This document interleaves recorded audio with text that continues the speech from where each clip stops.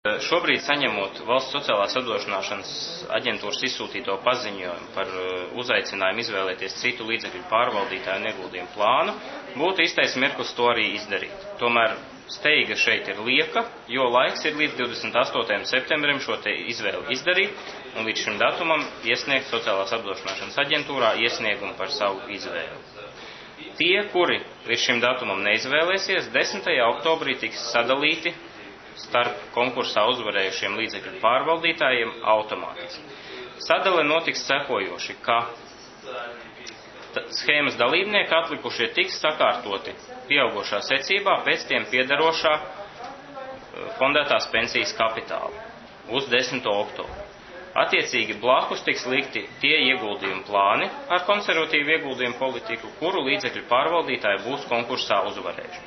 Pieņemsim, ja ir 5 ieguldījumu plāni konkursā uzvarējuši un ir 15 dalībnieki, tad sadala notiks sekojuši. Pirmais dalībnieks, kuram ir vislielākais kapitāls, tātad tiks pirmajam plānam, otrais otrajam, tā tālāk piektais piektajam. Attiecīgi 6. dalībnieks atpakaļējošā sistēmā tiks 5. ieguldījumu plānam, 7. 4. un tā tālāk līdz augšai. 11. atkal 1., 12. 2. un tā tālāk.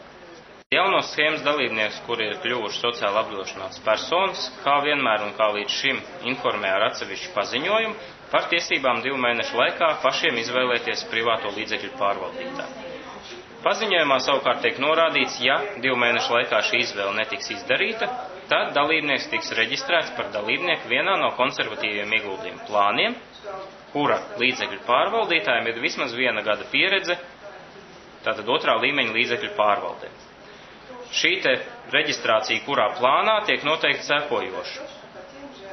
Ja, tātad pieņemsim, nedēļas laikā par strādājošiem jauniem cilvēkiem kļūs, pieņemsim, atkal 15 jaunie dalībnieki, un pretī ir, piemēram, 8 ieguldījumu plāni, kuriem ir jau vismaz 1 gada pieredze līdzekļu pārvaldīšanā, tad jaunos dalībniekus šos 15 sakārto alfabēta secībā, un attiecīgi 1. tiek 1. plānam, 2. 2. 8. 8.